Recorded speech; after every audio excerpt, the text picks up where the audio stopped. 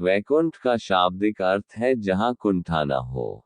कुंठा यानी निष्क्रियता, अकर्मण्यता, निराशा, हताशा, आलस्य और दरिद्रता।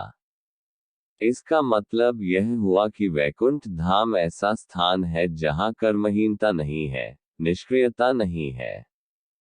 कहते हैं कि मरने के बाद पुण्य कर्म करने वाले लोग स्वर्ग या वैकुंठ जाते हैं। हालांकि वेद यह नहीं कहते हैं कि मरने के बाद लोग स्वर्ग या वैकुंठ जाते हैं।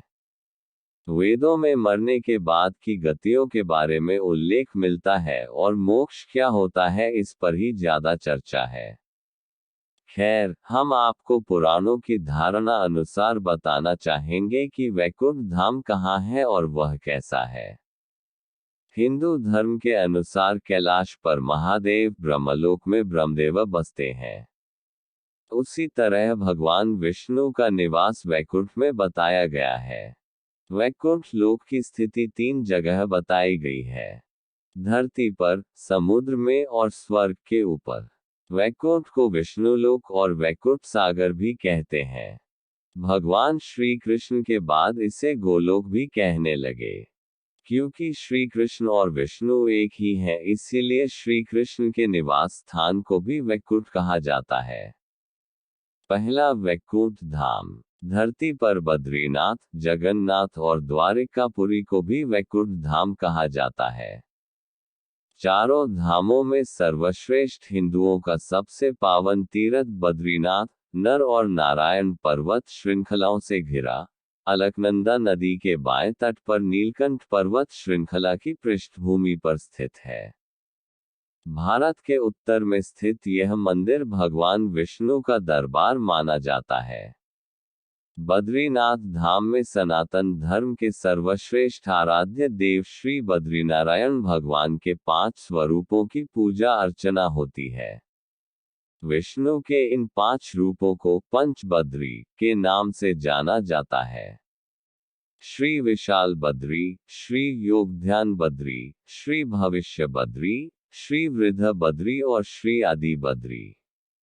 बद्रीनाथ के अलावा द्वारिका और जगन्नाथपुरी को भी वैकुंठ धाम कहा जाता है। कहते हैं कि सतयुग में बद्रीनाथ धाम की स्थापना नारायण ने की थी। त्रेतायुग में की स्थापना स्वयं भगवान श्री राम ने की थी।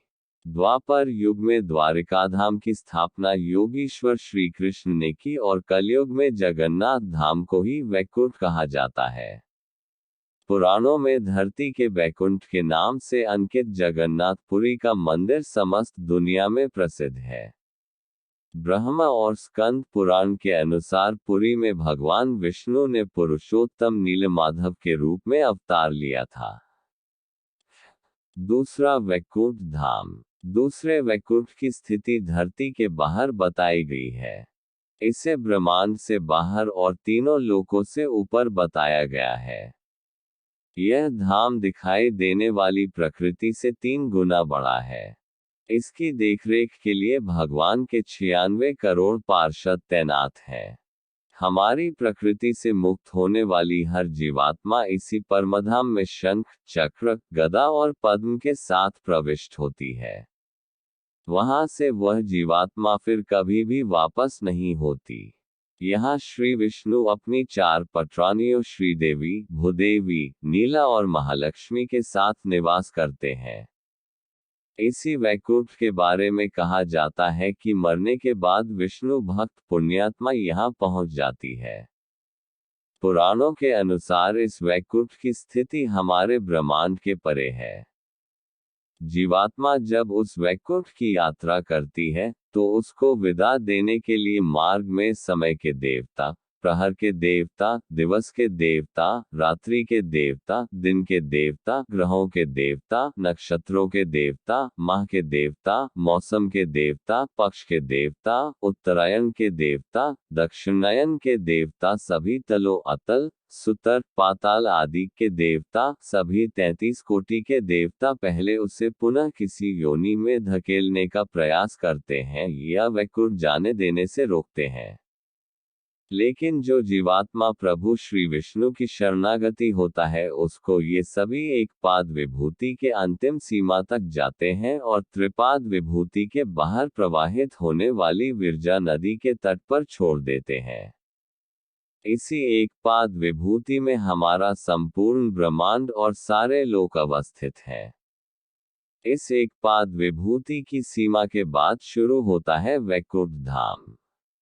पौराणिक मान्यता है कि इसी वैकुंठ धाम और एक पाद विभूति के मध्य विरजा नामक एक नदी बहती है। इस नदी से ही त्रिपाद विभूति शुरू होती है जो वैकुंठ लोक है। मुक्त होने वाली जीवात्मा को जब सभी देवता विरजा नदी तक छोड़कर जाते हैं तब वह जीवात्मा नदी में डुबकी लगाकर उस पार चली जाती है। उस पार से पार्षदगण उसको सीधे श्रीहरि विष्णु के पास ले जाते हैं। वहां वह उनके दर्शन करके परम आनंद को प्राप्त करता है। इस प्रकार त्रिपाद विभूति में ही वह जीवात्मा सदा के लिए स्थापित हो जाती है। पुराणों में इस वैकुंठ धाम का बड़ा ही रोचक चित्रण किया गया है। हे अर्जुन, अव्यक्त अक्षर इस नाम से कहा गया है, उसी अक्षर नामक अव्यक्त भाव को परमगति कहते हैं तथा जिस सनातन अव्यक्त भाव को प्राप्त होकर मनुष्य वापस नहीं आते, वह मेरा परम धाम है। गीता अध्याय 8 श्लोक 21। तीसरा वैकुंठ धाम। भगवान श्री कृष्ण ने द्वारिका के बाद एक और नगर बसाया था जिसे वैकुंठ कहा जाता था। कुछ इतिहासकारों के मुताबिक अरावली की पहाड़ी श्रृंखला पर कहीं वैकुंठ धाम बसाया गया था, जहां इंसान नहीं सिर्फ साधक ही रहते थे। भारत की भौगोलिक संरचना में अरावली प्राचीनतम पर्वत है। भूशास्त्र के अनुसार भारत का सबसे प्राचीन पर्वत अरावली का पर्वत है। माना जाता है कि यहीं पर श्री कृष्ण ने वैकुंठ नगरी बसाई थी। राजस्थान में यह पहाड़ नैऋत्य दिशा से चलता हुआ ईशान दिशा में करीब दिल्ली तक पहुंचा है। अरावली या अरवली उत्तर भारतीय पर्वतमाला है। राजस्थान राज्य के पूर्वोत्तर क्षेत्र से गुजरती 560 किलोमीटर लंबी इस पर्वतमाला की कुछ चट्टानी पहाड़ियां दिल्ली के दक्षिण हिस्से तक चली गई हैं। अगर गुजरात के किनारे अर्बुद या माउंट आबू का पहाड़ उसका एक सिरा है तो दिल्ली के पास की छोटी छोटी पहाड़ियां धीरज दूसरा सिरा। वैकुंठ और परमधाम में अंतर। परमधाम कहते हैं कि परमधाम में जाने के बाद जीवात्मा सदा के लिए जीवन और मरण के चक्र से मुक्त हो जाती है। यह धाम सबसे ऊपर अर्थात सर्वोच्च है। यहाँ निरंतर अक्षय सुख की अनुभूति होती रहती है। यह धाम स्वयं प्रकाशित है। यहाँ न सुख है और न दुख, यहाँ परम आनंद ही है। वैकुंठ धाम। मान्यता है कि इस धाम में जीवात्मा कुछ काल के लिए आनंद और सुख को प्राप्त करती है, लेकिन सुख भोगने के बाद उसे पुनः मृत्युलोक में आना होता है। इस स्थान को स्वर्ग से ऊपर बताया गया है। वैकुंठ के ऊपर कैलाश पर्वत है। वैकुंठ को सूर्य और चंद्र प्रकाशित करते हैं। यहाँ गौर करें तो यह विष्णु का बद्रीनाथ धाम हो सकता है। हिंदू धर्म के अनुसार भगवान श्री विष्णु के धाम को वैकुंठ धाम कहा जाता है। आपने 4 धामों के नाम तो सुने ही होंगे, बद्रीनाथ, द्वारिका, जगन्नाथ और रामेश्वरम।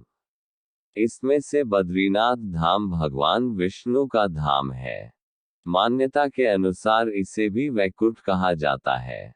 यह जगतपालक भगवान विष्णु का वास होकर पुण्य, सुख और शांति का लोक है।